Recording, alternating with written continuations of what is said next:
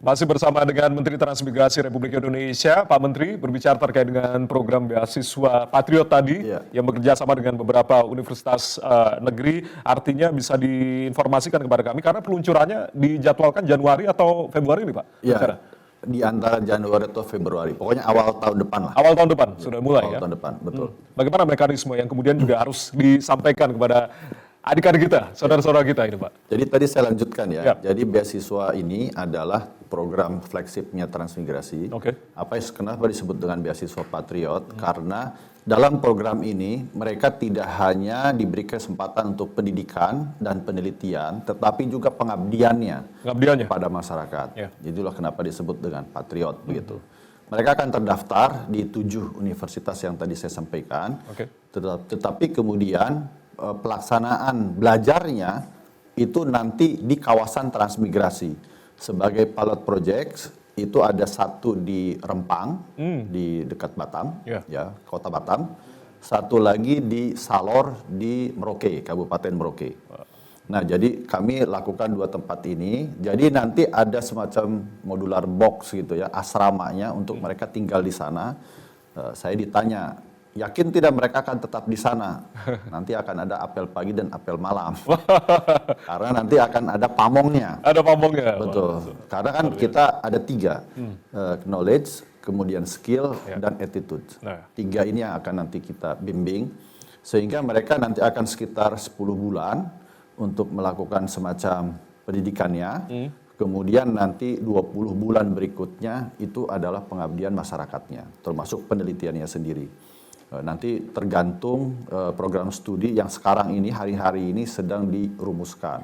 Contohnya di Merauke ada teknologi pertanian, terus kemudian teknik kimia dan sebagainya. Jadi kita berharap bahwa ada semacam knowledge spillover di kawasan transmigrasi. Kalau nanti 2 pilot project ini sukses, nah kita ingin replikasi di beberapa tempat lainnya. Fungsinya adalah bagaimana untuk meningkatkan pertumbuhan ekonomi yang inklusif dan berkelanjutan. Mereka bisa membuka lebih banyak lapangan kerja untuk masyarakat begitu. Yang menarik adalah terkait dengan kuota, Pak Menteri. Bisa diinformasikan? Jadi yang sedang kami hitung itu sekitar minimal 500 sampai dengan sekitar 1.000. Nanti fixnya akan kami umumkan pada saat kami buka pendaftarannya, termasuk program-program studinya apa saja begitu. Tapi tadi saya sampaikan bahwa kita harapannya, karena ini salah satu flagship dan betul-betul yang kita ingin adalah SDM unggul. Jadi uang sakunya pun kita berharap lebih daripada program-program beasiswa lainnya yang ada di Indonesia. Wah, luar biasa. Ini tentunya sangat menarik untuk diikuti oleh generasi muda Indonesia. Kita harapkan juga sukses untuk programnya, Pak Menteri. Untuk program beasiswa Patriot ini kita harapkan semoga tadi harapan-harapan untuk membangun daerah khususnya. Dan nanti kita harapannya bagaimana kemudian ke depannya untuk program beasiswa Patriot ini, Pak. Jadi kalau misalkan tadi ya, setelah generasi pertama ini. Setelah yang tim ekspedisi Patriot kami terjunkan, ternyata kalau mereka lebih lama lagi tinggal di kawasan transmigrasi, kita berharap mereka bisa menemukan lebih banyak lagi inovasi-inovasi yang bisa langsung menjawab kebutuhan masyarakat. Jadi selama ini kan masyarakat ini kayak merasa ditinggalkan begitu. Bukan hanya transmigrasinya sendiri, tapi masyarakat lokalnya. Kami tidak ada tempat bertanya untuk apa. Dulu zaman Orde Baru itu masih bagus ada pendamping transmigrasi dulu. Bahkan saya dengar banyak sekali para ahli juga yang datangkan dari Amerika. Tapi kan tantangannya berbeda ya. Dulu itu memang acuannya Undang-Undang Nomor 3 Tahun 72 itu adalah untuk mengatasi ledakan penduduk yang ada di Indonesia. Makanya program transmigrasi diimbangi juga dengan program keluarga berencana kalau masih ingat. Jadi angka kelahirannya dibatasi, kemudian yang sudah lahir ini disebar gitu. Sekarang tantangannya beda. Sekarang tantangannya beda. Sekarang lahannya sudah makin terbatas, penduduknya juga sudah makin banyak di berbagai tempat, sehingga tidak ingin kita harapkan ada hal-hal yang tidak enak terjadi lah, seperti ketegangan sosial dan sebagainya. Oleh karena itu sekarang pendekatannya adalah basis ilmu pengetahuan dan teknologi.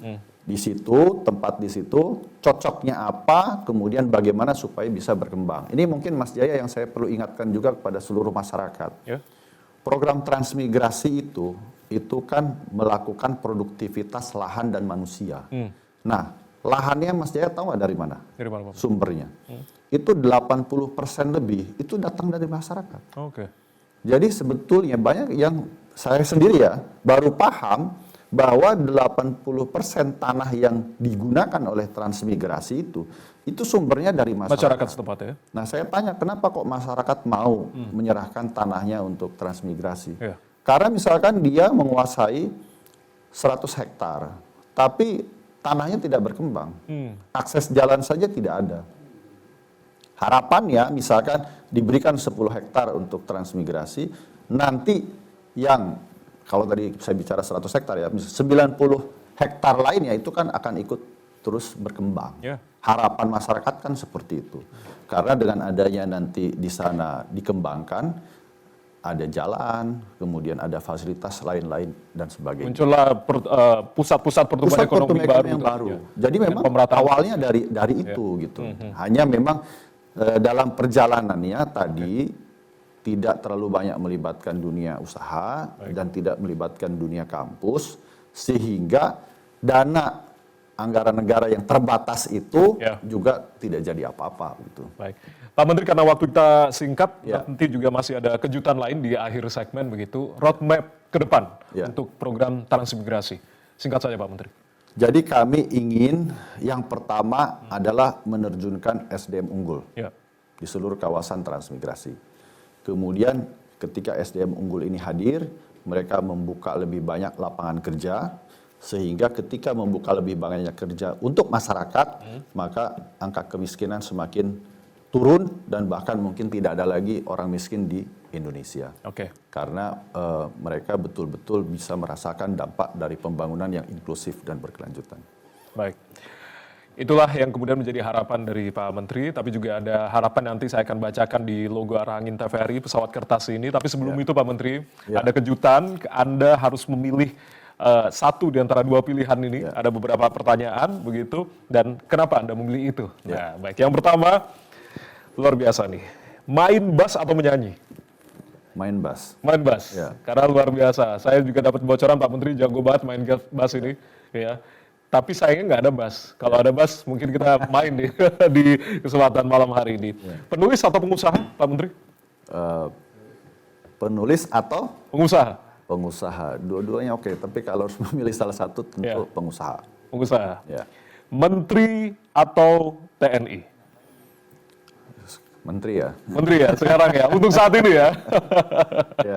Tapi kalau berbicara terkait dengan profesi ini, terduga tidak Anda terpilih menjadi Menteri Transmigrasi, Pak Menteri? Begini, kalau saya harus katakan itu ya, saya sampaikan inspirasi itu ada atau tidak. Sejak kecil saya sudah ada inspirasi ingin menjadi menteri. Sejak kecil bahkan? Sejak kecil. Luar biasa. Tetapi, dan dalam perjalanannya pun saya mengenal banyak senior-senior yang menjadi mentor saya, dan adalah menteri-menteri di kabinet begitu. Tetapi justru yang menarik, beberapa bulan sebelum saya diusulkan menjadi menteri, justru saya memilih untuk tidak menjadi menteri. Kenapa begitu? Karena semua kan ada konsekuensinya ya. Saya sampaikan, kalau hanya sekedar untuk membantu negara, kan nggak harus menjadi menteri. Saya sampaikan begitu. Nah, tapi saya sampaikan di sini ada beberapa motivasi dari Pak AHY yang men-encourage saya untuk menerima itu. Beliau sampaikan bahwa Bang, kita keluar dari TNI itu untuk mengabdikan kepada bangsa dan negara. Banyak masyarakat yang tidak memahami kalau kita menjadi pengusaha itu adalah juga jalan untuk mengabdikan diri kepada bangsa dan negara. Dianggapnya kalau jadi pengusaha itu selfish lah begitu. Padahal tadi ya, kalau saya ditanya penulis atau pengusaha, maunya juga penulis karena saya ingin menginspirasi. Tetapi saya bilang lebih bagus konkret pengusaha. Kenapa? Saya bisa membuka lebih banyak lapangan kerja supaya mereka bisa punya pendapatan, Oke. gitu, ketimbang inspirasi. Gitu. Iya. Jadi semua ada konsekuensinya. Nah, saya sampaikan saya lebih bagus jadi pengusaha saja. Tapi Mas Ahaye nyampaikan coba dipikirkan lagi, paling tidak supaya kalau ada yang keluar dari TNI itu bukan karena dia kecewa atau misalkan tidak ada harapan, tapi memang ingin memberikan kontribusi yang lebih besar. Oke. Nah, dari situlah saya amini, saya sampaikan, saya ambil kesempatan ini dan harapannya dengan menjadi menteri itu memberikan manfaat dampak yang lebih luas untuk masyarakat. Harapan yang mulai dipupuk dari kecil karena bercita-cita jadi menteri juga dari kecil, begitu Pak Menteri, luar biasa. Satu pertanyaan lagi Pak Menteri, begitu karena saya dapat bocoran bahwa saya Pak Menteri suka makan buah matoa atau alpukat Pak Menteri. Alpukat. Alpukat. Kenapa ada bilang alpukat? Alpukat itu ya tadi ya. Dua-duanya pilihan saya. Oke. Tapi kalau harus memilih satu, alpukat karena kadar gulanya lebih rendah dibanding matoa gitu. Oke, itu jawaban dari Pak Menteri. Baik, terima kasih Pak Menteri. Tentunya harapan-harapan yang sudah dirangkum dalam diskusi kita tertuliskan di logo dari Arahangin TVRI. Harapan dari Pak Menteri sendiri membuka lebih banyak lapangan pekerjaan untuk program transmigrasi. Tidak ada lagi pengangguran, meningkatkan kesejahteraan seluruh rakyat Indonesia. Tidak ada lagi kemiskinan, lalu juga membangun ekosistem SDM yang unggul.